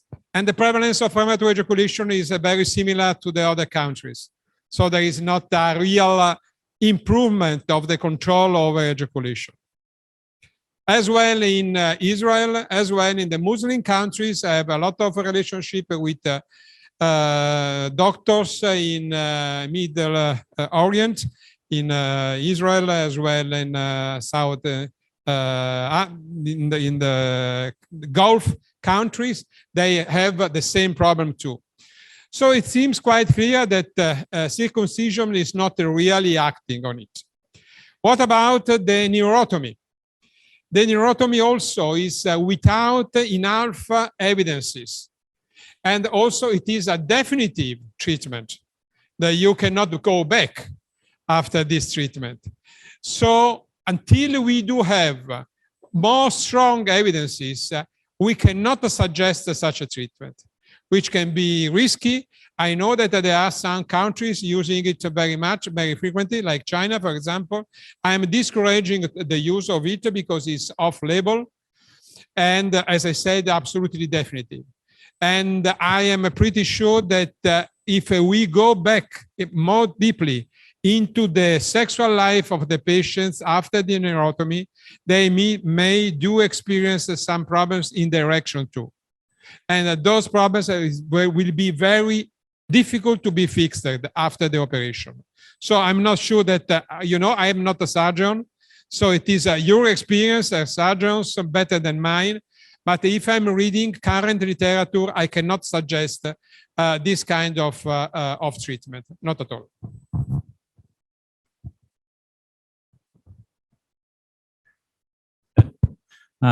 Chúng ta biết là về liên quan giữa cắt bao quy đầu để điều trị cái này ấy, thì vẫn là một cái câu hỏi lớn mà chúng ta vẫn cứ bàn luận nhau, kỳ nào cũng bàn luận rồi. Bởi vì là cái bằng chứng để ủng hộ cho cái việc cắt bao quy đầu điều trị xuất tinh sớm thì hiện nay thì chưa có.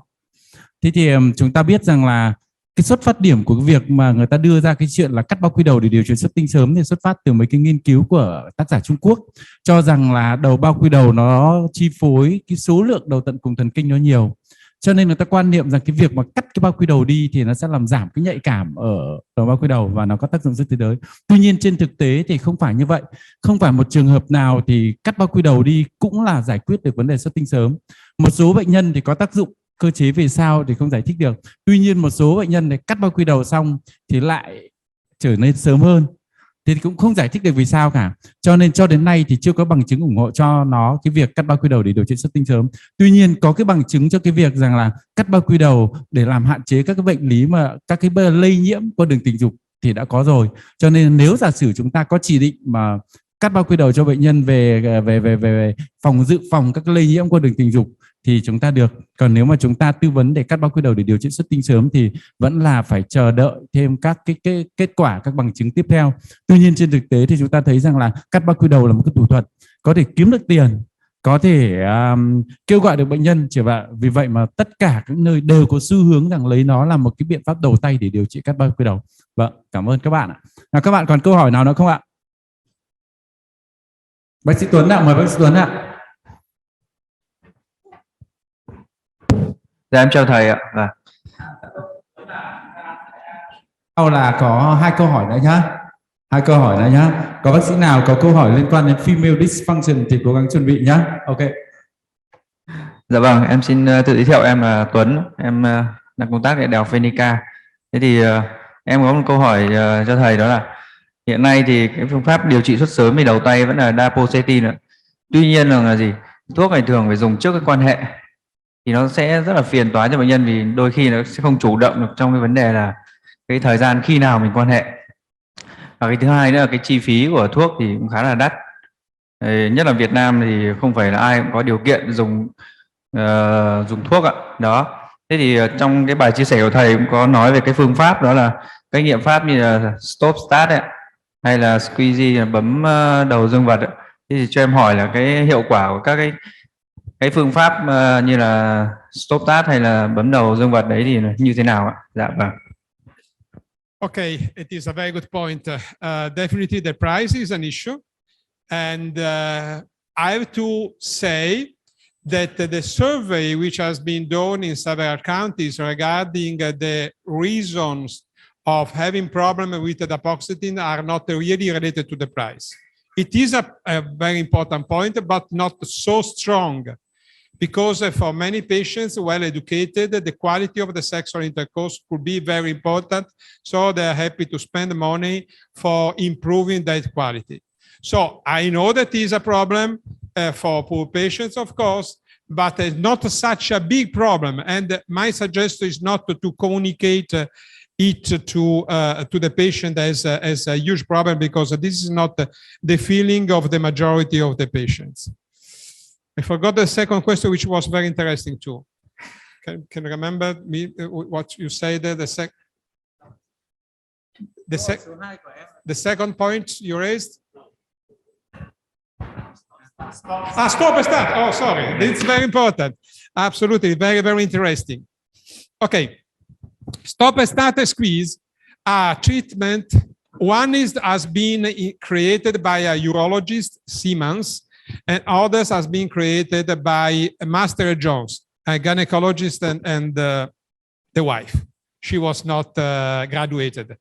So the idea is to provoke a kind of biofeedback, a good biofeedback in stopping the erection before the ejaculation and to restart after the stopping of it, obtained just by a voluntary control or squeezing, which was the idea of Master Johnson of the glans penis, which is a quite painful way for treatment of those patients. All the evidences so far produced, which are very few, are demonstrating that it is quite a successful treatment only during the therapy. When you stop the stop and start, when you stop the squeeze, there is a high risk of relapse to the same situation. So also those behavioral therapies are to be considered symptomatic. I'm trying to use, when the patient accepts, together with the paroxetine, also those treatments. Another behavioral treatment that I'm suggesting is the Kegel exercise. You know, the Kegel exercise are the contraction of the muscle of the pelvis. So I'm also suggesting this kind of gym, which is also useful. It is also working in some patients with premature ejaculation. It is also working together with the pharmacological treatments. But again, when they do stop, it's like my belly. If I'm not making gym, then what? It's going like that. So it's exactly the same for this kind of gymnastic of gym, of sexual gym produced by behavioral therapies. So it is very interesting that in that case also, you are doing something which is symptomatic. Stop and start is not addressing the cause of premature ejaculation. Squeeze is not addressing the cause of premature ejaculation. Those treatments, Kegel exercise, are not addressing the cause of premature ejaculation. They are all symptomatic treatments. They are all treatments in which there is another very tricky question. They are all treatments which may decrease the excitation of the patient. So the patient treated with behavioral therapy, he must be very strong in the erection too. Can you believe in the patient when you are squeezing? I mean, the patient is squeezing his own penis each time that he is close to the ejaculation. How can be his erection if there is a weakness? So there is another reason to be very careful about the comorbidity with erectile dysfunction or subclinical erectile dysfunction. And again, also in this case, I'm always fixing the erection and then maybe to a psychotherapy and then maybe to a behavioral therapy like that one you kindly mentioned. So this is a very smart question, but be careful because the risk of impotence because of the behavioral therapy is very high if there is not a strong erection and if the erection is not well fixed. Thank you, Professor, for a nice answer. Ok, tôi cũng nghĩ rằng là rất là khó để áp dụng được cái start stop này, kỹ thuật này. Nói thật các bạn thì tưởng tượng mà xem, bạn gái nằm ra đấy rồi mà cứ chờ cương lên xong rồi bóp cái lại là nằm ra đấy cương lên rồi 5-7 cái xong bắt đầu tiến hành thì nó cũng khó chịu thật. Cái này chắc là có lẽ chỉ thích hợp cho các bạn mà hướng dẫn cho các bạn thủ dâm một chút thôi. Chứ còn thì về mặt thực tế thì hơn gần 20 năm làm nghề rồi, tôi chưa tư vấn thành công được một cặp nào, một bạn nào làm được cái liệu pháp đấy thành công. Mà nói thật không một bệnh nhân nào đủ kiên trì để có thể luyện tập được cái đấy. Thôi mắt trước mắt sau là chỉ có bảo là anh kia đơn thuốc cho em cho dễ, bởi vì cái đấy nó dễ dàng hơn rất là nhiều. Thế còn Dabocytin thì đúng cái thời gian này phải uống trước quan hệ, đấy là một cái mà một trong thứ mà không mong muốn của thuốc, bởi vì chúng ta không thể định trước được cái chuyện khi nào chúng ta sẽ có hoạt động tình dục. Hoạt động tình dục là ngẫu nhiên, người ta không có kế hoạch sẵn, cho nên là cái đấy là một cái khó. Tuy nhiên là cũng may Dabocytin thì có thời gian đến khoảng bán tải 6 tiếng. Thế thì mà chúng ta có thể chủ động được việc này. Thông thường thì nam giới mà dẫn một cái xe ra ngoài mà đi ăn cùng bạn gái là biết ngay trong đầu sẽ nghĩ gì rồi, thì làm một viên thì tôi nghĩ là cũng là một cái chủ động. Vâng, thế các bạn còn câu hỏi nào nữa các bạn? Đấy, mời bạn.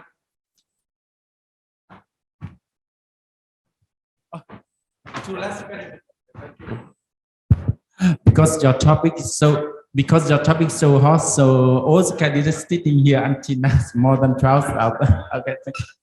Dạ chào hai thầy, em là bác sĩ Danh em có câu hỏi muốn hỏi là trong cái trường hợp mình thất bại điều trị với Dabocytin thì mình chuyển qua cái phác đồ là dùng Paroxetine hay Fluoxetine, thì cái phác đồ đó ảnh hưởng thứ nhất là huyết sắc, thứ hai là sexual cái hành vi tình dục, có thể gọi là ví dụ như là rối loạn cương, cái ham muốn tình dục của bệnh nhân cũng suy giảm.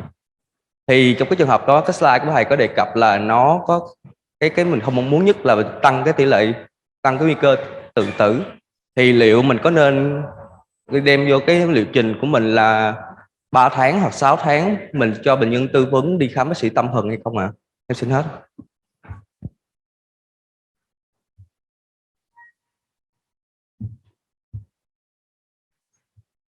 Okay, excellent question again.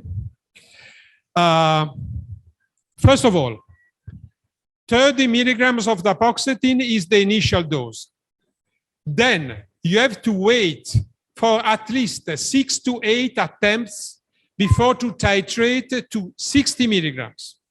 So that is very important. The fact that sometimes the patient is calling me after just one pill. He said, well, it's not so well working. Can I change? No. You cannot change. You have to try at least 6 to 8 attempts in order to say if there is a need to titrate to 60 milligrams. And the percentage of the patients not responding to 60 milligrams is very low. But you correctly say what to do in such a patients where there is a failure of the dose treatment. I am trying to use the association, as I said. Before to go to the SSRIs, I'm trying to use the association of Dabocytin with other treatments, which can be, for example, acupuncture, which can be psychotherapy, which can be behavioral therapy, and so on, as well. We mentioned it many times, PD5 inhibitors.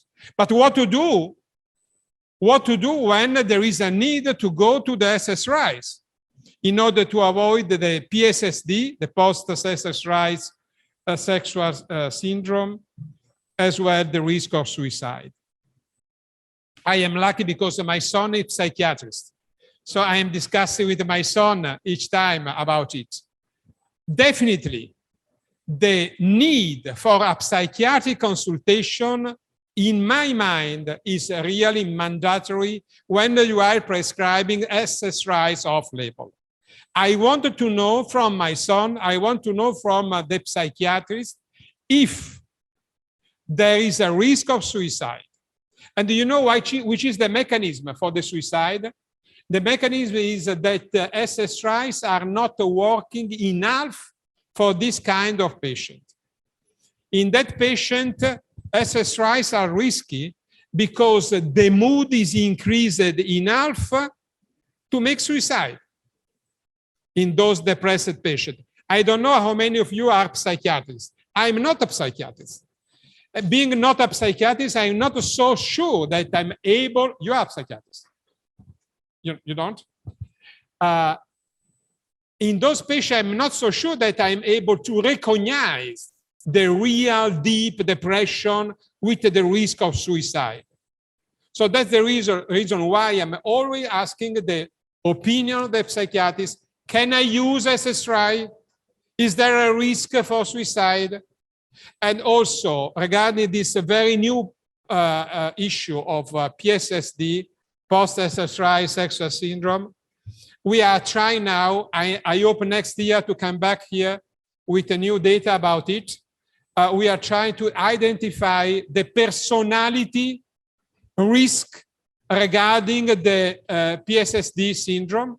We are now collecting data that seems that there are particular personalities more prone to that risk. It's not so frequent, luckily. Young people, very much centered on the penis, let's say, where the penis is the unique aspect of the body, which is interesting for the patient. They seems to me, on the first data we are collecting, more prone to the PSSD. In other patients, you can use SSRIs into a more safely way. So the final suggestion is to identify the patient with low risk of sexual dysfunction after SSRIs, of suicide, which is a rare but not impossible condition. So for this reason, the help of the psychiatrist, the help of a team of doctors working on premature ejaculation is definitely very important. Thank you for the question again. Thank you, professors. Là câu hỏi cuối cùng nào, một bạn, ok nhá, mời bạn. Yeah, the last questions, please. Yeah, okay. Hello, Professor. Xin chào tất cả quý anh chị em đồng nghiệp.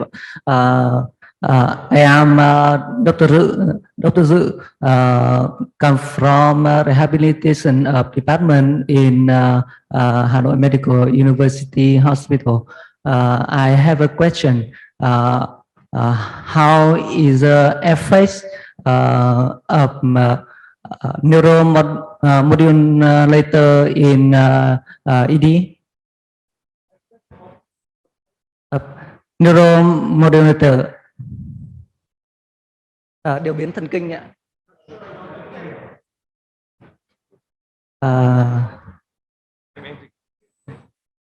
He talks about the efficiency of neuromodulation. Neuromodulation, yes. Okay. Well, again, we do not have enough data. It's very interesting, the fact that we may attempt on it. To be honest, I'm now working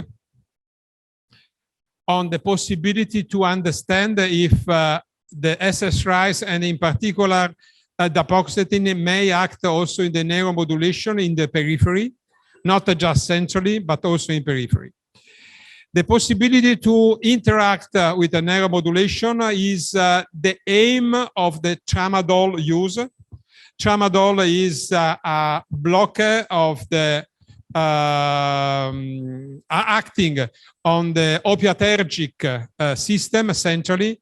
It is producing a kind of neuromodulation too. It seems quite effective according to the data which has been published, but the amount of the side effect is so huge that we strongly suggest against the use of tramadol in premature ejaculation. We need to collect more data in order to understand if there are other strategies of central neuromodulation as well as peripheral neuromodulation, because the neuromodulation is not just something acting in the central, but also could be also present in the periphery. So again, I think that this could be a future, and it could be also interesting to study how the neuromodulation may be a consequence of a successful treatment. For example, I do think that the neuromodulation may occur into any kind of successful treatment. Any kind also of behavioral treatment can produce some kind of central neuromodulation too, not only the pharmacological one. So I think that the last point that you raised, the neuromodulation, is a smart point of research, but definitely, unfortunately, we do not have enough data to say that the true neuromodulation is acting in premature ejaculation at the moment. Probably in the future, we will have more data about it.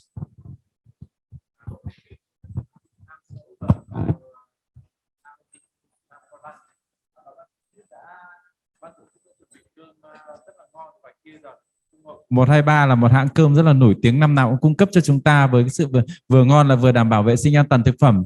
Thì các bạn có thể mang cơm vào trong này để chúng ta có ngồi ăn, trong quá trình ăn thì chúng ta có thể bàn luận thêm với nhau, thảo luận thêm với nhau, chúng tôi có ăn cơm cùng các bạn. Và bây giờ thì this time for you to relaxing, okay, Dr. Duy and escort you to the hospital hotels and then see you on